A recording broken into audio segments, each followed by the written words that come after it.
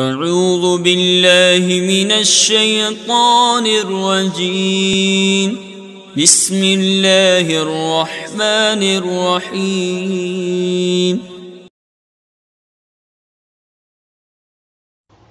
عزیز طلبہ، السلام علیکم ورحمۃ اللہ وبرکاتہ۔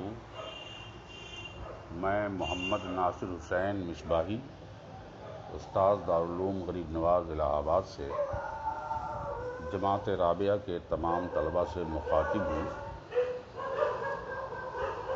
آج 23 اگست 2020 کی تاریخ ہے اور آپ کے نصاب کی کتاب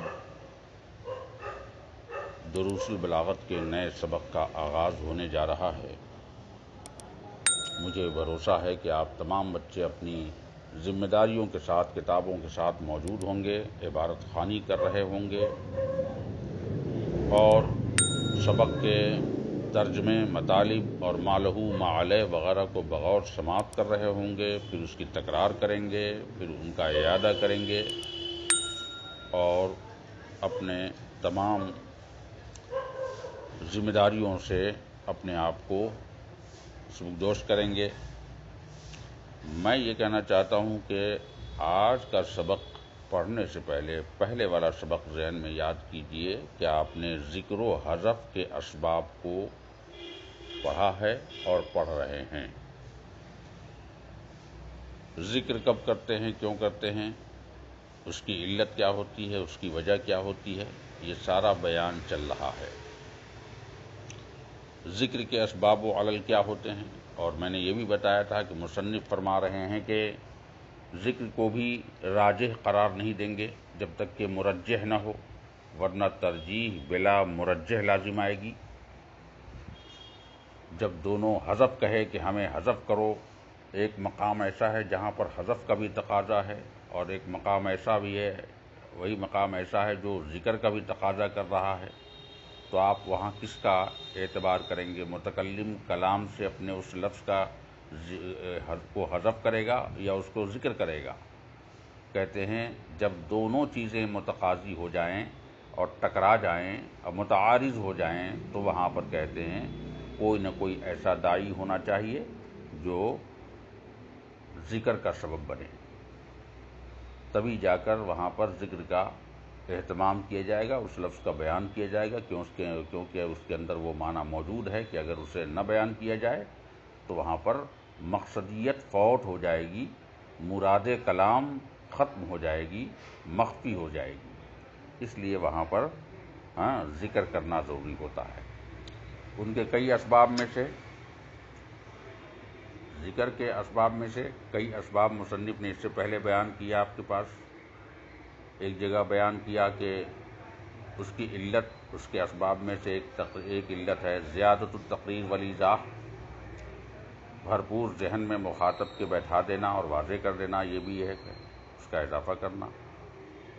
پھر یہ بتایا کہ قرینہ پر بھروسہ کم ہو کیونکہ وہ کمزور ہے، یا مخاطب نے سنا ہے، اس کے سننے کا زمانہ لمبا گزر چکا ہے، اب وہ مخاطب کمزور ذہن ہے اس لیے کہیں غلط نہ سمجھ لے، تو وہاں پر اس لفظ کا بیان کرنا بے حد ضروری ہو جاتا ہے، تو ایک داعی پایا گیا، لہٰذا وہاں ذکر کیا جائے گا۔ کبھی یہ بیان کیا مصنف نے آپ سے کہ جناب بات جب کہی جاتی ہے، متکلم جب کوئی بات کہتا ہے تو مخاطب کے ذہن پر ڈھال کر اور طنز کر کے بات کہنا چاہتا ہے، تب بھی وہاں پر ذکر کرنا ضروری ہوتا ہے، جس کی مثال آپ نے اس سے پہلے پڑھی ہوگی۔ لیکن اب جو شروعات کر رہے ہیں مصنف علیہ الرحمہ، وہ کہہ رہے ہیں وَالتَّسْجِيلُ عَلَى السَّامِعِ حَتَّى لَا يَتَأَتَّى لَهُ الْإِنكَارُ كَمَا إِذَا قَالَ الْحَاكِمُ لِشَاهِدٍ هَلْ أَقَرَّ زَيْدٌ بِأَنَّ عَلَيْهِ كَذَا فَيَقُولُ الشَّاهِدُ نَعَمْ زَيْدٌ هَذَا أَقَرَّ بِأَنَّ عَلَيْهِ كَذَا۔ وَالتَّعَجُّبُ إِذَا كَانَ الْحُكْمُ غَرِيبًا نَحْوُ عَلِيٌّ يُقَاوِمُ الْأَسَدَ تقول ذلك مع سبق ذکرہ۔ والتعظیم والإہانة اذا كان اللفظ يفيد ذلك كأن يسألك سائل هل رجع القائد فتقول رجع المنصور او المحذوف وغیرہ ذلك۔ تو انہی اسباب میں سے کچھ اسباب کا ذکر آج کر رہے ہیں جو ذکر کرنے کو کلام کے اندر بعض الفاظ کو راجح کرتے ہیں اور ترجیح کا سبب بنتے ہیں۔ کہتے ہیں ایک تسجیل بھی ہے جو والتسجیل علی السامع مخاطب کے خلاف رجسٹریشن کرنا، اندراج کرنا، بات کو قید تحریر میں لانا، یہ تین باتیں ہیں۔ تسجیل کا معنی تین کر سکتے ہیں، رجسٹریشن یعنی مخاطب کے خلاف بیان کو رجسٹرڈ میں نوٹ کروانا، تحریر میں لانا یا اندراج کرنا۔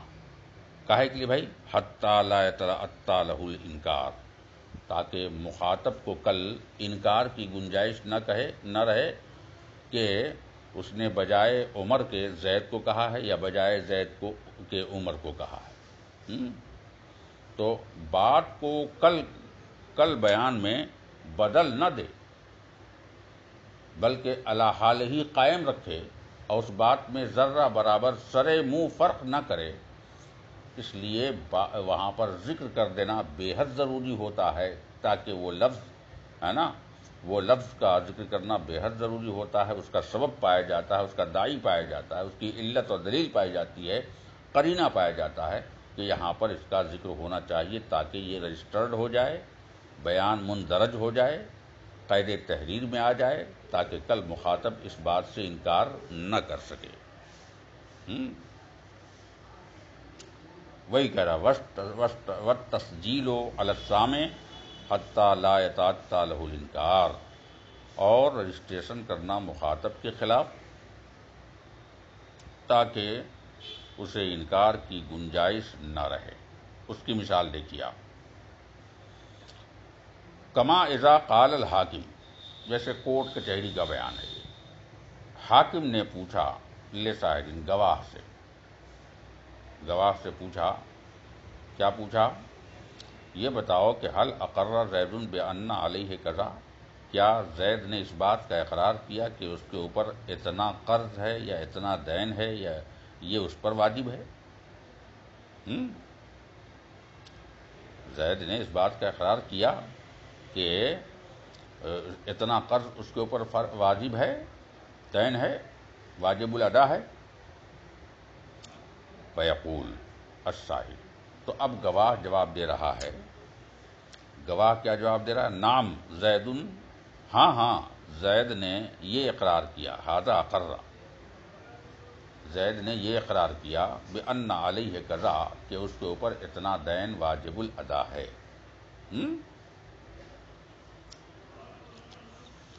اب آپ تھوڑی دیر کے لیے یہ سوچیں کہ جب حاکم نے یہ کہا تھا حل اقر زید بان علیہ قضا، کیا زید نے اس بات کا اقرار کیا ہے کہ اس کے اوپر اتنا دین ہے؟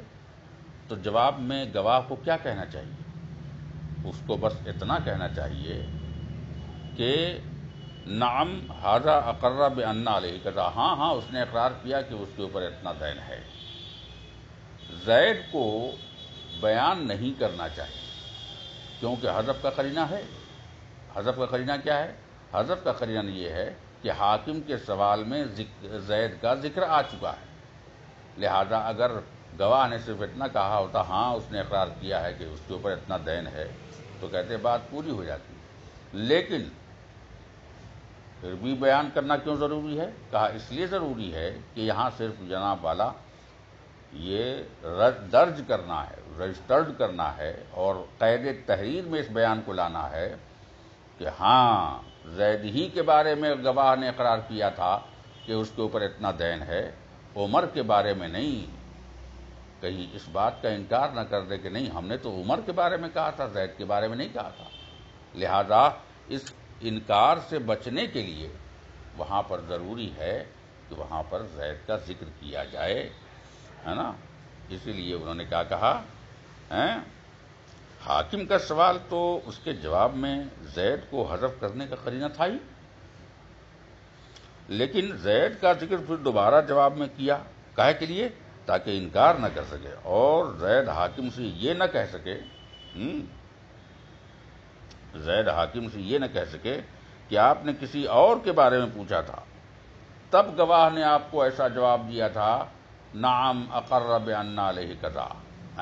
یہ ہے تو زید کل مکر نہ جائے. تو بہت سارے اسباب ہوتے ہیں. تو ایک تو آج یہ وجہ ہو گئی. اب دوسری ایک اور وجہ ہے تعجب، یعنی حیرت، پریشانی کا اظہار کرنا. کب؟ جب اس بات کے اندر حکم ہی ایسا ہو جو بالکل نادر و نایاب ہو. تو جب نادر و نایاب حکم ہوگا تو انسان کو تو حیرت ہوگی نا. تو اظہار تعجب بھی ایک وجہ بن جاتا ہے کس کے لیے؟ ذکر کرنے کے لیے. کیونکہ بات ہی بڑی نرالی ہے، بات ہی بڑی انوکھی ہے، بات ہی بڑی عجیب و غریب ہے نا. یہ ہے جیسے وَالتَّعَجُّبْ اِذَا كَانَ الْحُكْمُ غَرِيبًا، اور تعجب کی بنیاد پر ذکر ہوتا ہے جبکہ حکم اس کے اندر عجیب و غریب اور نادر و نایاب ہو. جیسے علی یقاوم الاسد،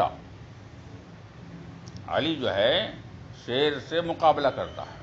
تو مقابلہ کرنا کوئی بڑی بات تو ہے نہیں، کوئی نئی بات تو ہے نہیں، نہ انوکھی تو ہے نہیں، نہ نایاب ہے. لیکن مقابلہ کون کس سے کر رہا ہے وہ جان رہے ہیں آپ؟ علی مقابلہ کرتا ہے شیر سے. تو یہ ایرو غیرو نتو خیرو جمن سبراتی سے نہیں، علی کا مقابلہ شیر ببر سے ہو رہا ہے. پھر بھی وہاں پر علی کا مقابلہ ہو رہا ہے، علی نے مقابلہ کیا. یہ کب بول رہے ہیں آپ؟ یہ ہر حالت میں ذکر کا سبب نہیں ہے، بلکہ تقول ذالک ما سبق ذکر ہی، یہ اس وقت کہہ رہے ہیں جب اس کا ذکر پہلے ہو چکا ہے. یعنی علی کا ذکر پہلے ہو چکا ہے. تو جب پہلے ذکر ہو چکا تھا تو یہ تو اس بات کا قرینہ ہے نا کہ کیا کرتے ہیں کہ صرف یقاوم الاسد کہہ دیا جائے. نہیں سمجھے آپ؟ علی کا شیر سے مقابلہ کرنے کا چرچا وہاں پہ ہو چکا تھا. پہلے لوگوں میں بیان چل رہا تھا، گفتگو چل رہی تھی کہ علی جو ہے شیر سے مقابلہ کرتا ہے، شیر سے مقابلہ کرتا ہے.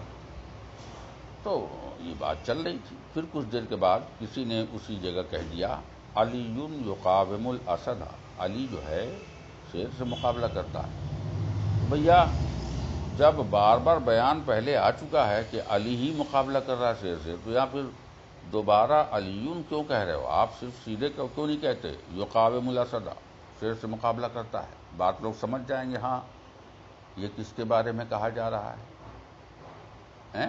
علی کے بارے میں یا عمر کے بارے میں یا زید و بکر کے بارے میں، کس کے بارے میں کہا جا رہا ہے؟ یہ تو سامنے آ جاتی نا بھائی، کیونکہ ذکر ہے نا، قرینہ موجود.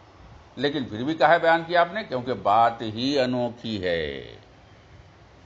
مقابلہ آئرے غیرے سے نہیں ہو رہا ہے، نہ نتھو خیرے سے ہو رہا ہے، نہ جمن سبراتی سے ہو رہا ہے. مجلس میں علی کے ذکر کے باوجود یہاں علی کا ذکر اس لیے کیا کیونکہ حیرت کا اظہار کرنا ہے کہ علی کا شیر سے مقابلہ کرنا نادر بھی ہے، نایاب بھی ہے اور تعجب خیز بھی ہے، اس لیے بیان کیا. آج کی گفتگو یہی ختم ہوتی ہے. آپ لوگ ان تمام اسباب و علل کا اعادہ کرتے رہیں اور ان مثالوں کی بنیاد پر قرآن و حدیث، تفسیر، فقہ، جتنے بھی مقامات ترجمہ آتے ہیں یا مقامات ادب عربی آتے ہیں، ان تمام مقامات پر ان قوانین کو آپ کو استعمال کرنا چاہیے. باقی بیان اگلے سبق میں.